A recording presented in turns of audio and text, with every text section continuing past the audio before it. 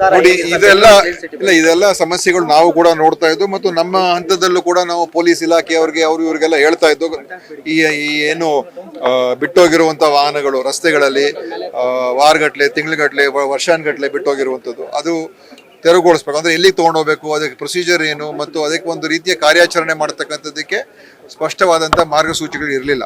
ಇವತ್ತು ನಮ್ಮ ಕೃಷ್ಣ ಬೈರೇಗೌಡರು ಬೆಂಗಳೂರಿನ ಉಸ್ತುವಾರಿ ಸಚಿವರಾದ ನಂತರ, ಇಲಾಖೆಯ ಸಚಿವರಾದ ನಂತರ ಇವತ್ತು ಈ ಒಂದು ವಿಷಯಗಳ ಬಗ್ಗೆ ಅಂದರೆ ಸಾರ್ವಜನಿಕರಿಗೆ, ಪಾದಚಾರಿಗಳಿಗೆ, ಸ್ವಚ್ಛತೆ ಬಗ್ಗೆ ಎಲ್ಲದ್ರ ಬಗ್ಗೆ ಗಮನ ಕೊಡ್ತಾ ಇದ್ದಾರೆ. ಇವೆಲ್ಲ ದೊಡ್ಡ ದೊಡ್ಡ ವಿಚಾರಗಳಂತ ಕೆಲವರು ಅನಿಸದೇ ಇರ್ಬೋದು, ಆದರೆ ಇದು ಬಹಳ ಮುಖ್ಯವಾದಂಥ ವಿಷಯ. ಯಾಕೆಂತ ಹೇಳಿದ್ರೆ ಪ್ರತಿಯೊಬ್ಬರು ಕೂಡ ಈ ನಗರದ ಒಂದು ಬೆಳವಣಿಗೆ, ನಗರದ ಸ್ವಚ್ಛತೆ, ನಗರದ ಸೌಂದರ್ಯೀಕರಣ, ಈ ನಗರ ನಮ್ಮ ಬೆಂಗಳೂರು ಅಂತ ಹೆಸರು ನಾವು ಕೊಟ್ಟಾಗ, ನಮ್ಮ ಬೆಂಗಳೂರು ಅಂತ ನಾವು ಒಂದು ಬಿರುದನ್ನು ಕೊಟ್ಟಾಗ, ನಮ್ಮ ಬೆಂಗಳೂರು ಅಂದ್ರೆ ಏನರ್ಥ, ಇದು ಎಲ್ಲರದು ಅಂತ. ನಮ್ಮ ಪಾಲುಗಾರಿಕೆನೂ ಇದೆ, ನಮ್ಮ ಜವಾಬ್ದಾರಿನೂ ಕೂಡ ಇದೆ, ನಮ್ಮ ಹೊಣೆಗಾರಿಕೆ ಕೂಡ ಇದೆ. ಅದರಿಂದ ಸಾರ್ವಜನಿಕರು ಇವತ್ತು ಸಹಕಾರ ನೀಡಬೇಕು.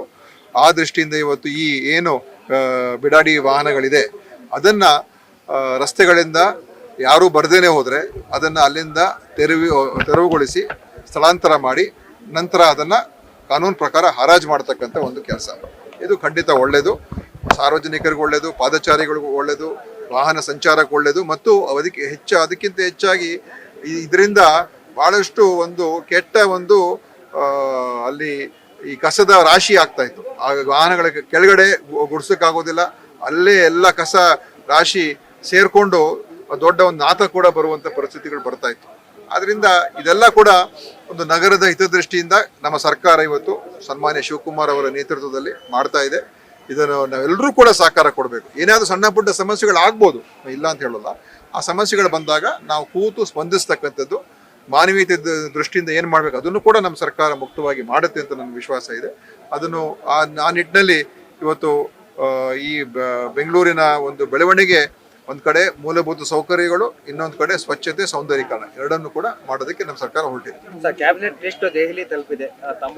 ನನಗೆ ಇಲ್ಲ ನೋಡಿ, ಇವಾಗ ಅದೆಲ್ಲ ತೀರ್ಮಾನ ನಮ್ಮ ಪಕ್ಷದ ವರಿಷ್ಠರು ಮಾಡ್ತಾರೆ.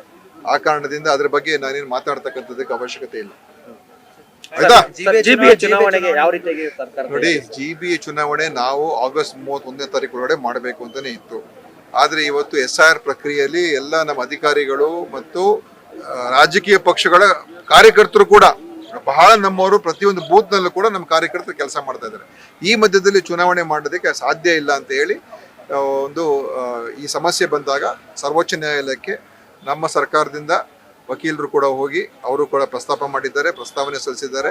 ಅದರಿಂದ ಇವತ್ತು ಅದನ್ನ ಅವ್ರ ಮಾನ್ಯತೆ ಕೊಟ್ಟು ಇವತ್ತು, ಯಾಕಂದ್ರೆ ಇದು ಸಹಜವಾದಂತ ಒಂದು ಸಮಸ್ಯೆ, ಇದು ಈ SIR ಇಂದ ಬಂದಿರುವಂಥದ್ದು, ಅದಕ್ಕೆ ಟೈಮ್ ಕೊಟ್ಟಿದ್ದಾರೆ. ಖಂಡಿತ ಇದಕ್ಕಿಂತ ಮುಂದೆ ಹೋಗುವಂಥ ಪ್ರಶ್ನೆ ಬರೋಲ್ಲ. ಡಿಸೆಂಬರ್ 31ನೇ ತಾರೀಕು ಒಳಗೆ ಖಂಡಿತವಾಗಿಯೂ ಚುನಾವಣೆ ಆಗುತ್ತೆ ಮತ್ತು ನಗರ ಪಾಲಿಕೆ ಚುನಾವಣೆಗಳು ನಡೀತದೆ.